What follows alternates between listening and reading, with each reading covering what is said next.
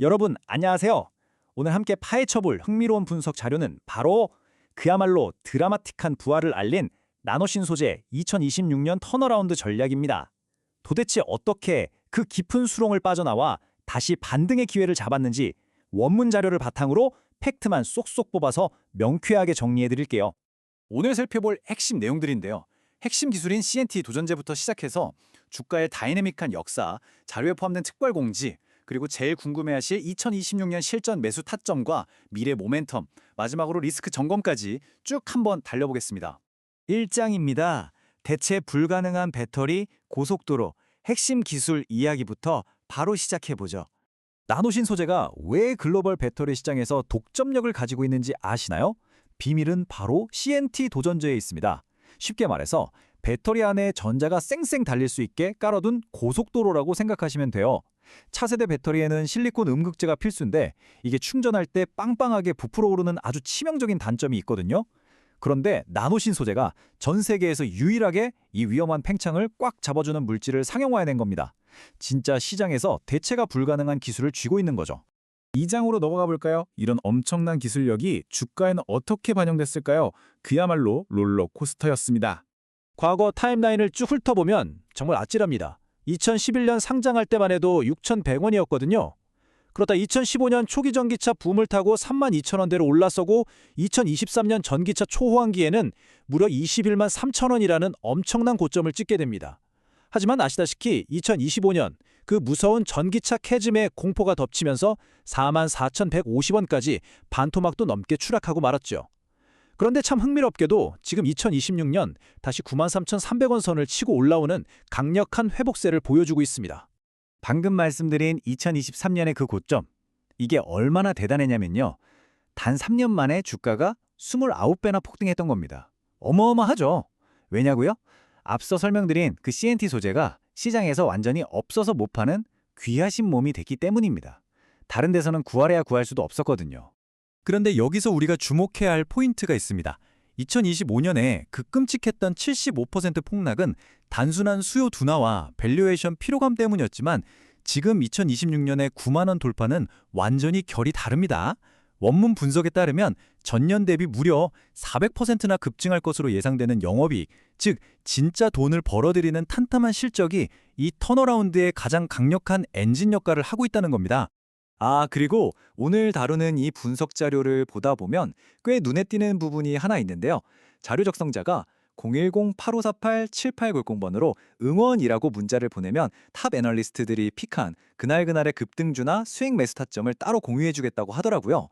전형적인 투자 정보 채널들의 적극적인 마케팅 방식도 이 원문에서 아주 생생하게 확인할 수 있습니다. 자, 3장입니다. 가장 현실적으로 와닿을 부분이죠. 2026년 기준 전략적으로 언제 진입해야 할지 타점을 한번 살펴보겠습니다. 분석 자료가 작성된 기준인 2026년 5월 8일, 주가는 81,800원에 안착해 있습니다. 최근 고점을 뚫고 나서 추세가 꺾인 게 아니라요. 자료의 표현을 빌리자면 다음 도약을 위해 아주 예쁘게 숨을 고르는 이른바 황금 눌림목을 만들고 있다는 분석입니다. 그래서 어떻게 매수하느냐? 자료에서는 아주 명확하게 두 단계로 쪼개서 전략을 제시합니다.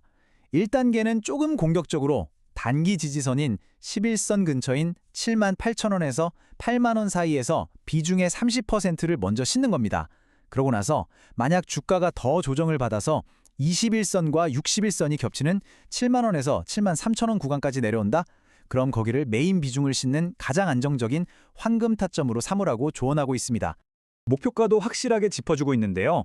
단기적으로는 전고점인 95,000원 돌파를 노려보고 훈풍이 제대로 불기 시작할 2026년 하반기에는 과거 영광의 구간이었던 12만 원에서 15만 원 선까지도 충분히 열려 있다고 전망하고 있습니다. 4장. 도대체 무슨 근거로 이렇게 높은 목표가를 부르는 걸까요? 폭발적인 미래 모멘텀들을 한번 확인해보죠. 앞으로 수요가 폭발할 근거는 크게 세 가지입니다. 첫째, 미국 켄터키 공장이 풀가동되면서 생산 현지화를 이뤄내 미국의 IRA 보조금을 싹쓸이하게 됩니다. 둘째, 포르쉐나 현대차 같은 글로벌 완성차 업체들이 충전 속도를 높이려고 실리콘 음극재를 엄청나게 늘리고 있죠.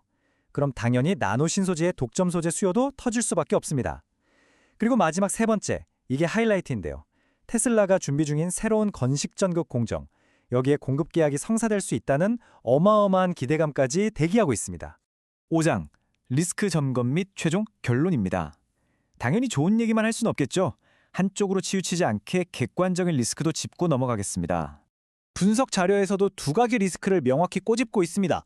바닥에서부터 너무 단기간에 주가가 2배나 뛰었다는 점, 그리고 배터리 제조사들이 계속해서 단가를 후려치려고 압박할 거라는 점이죠. 하지만 이런 리스크들 충분히 방어 가능하다는 게 원문의 분석입니다.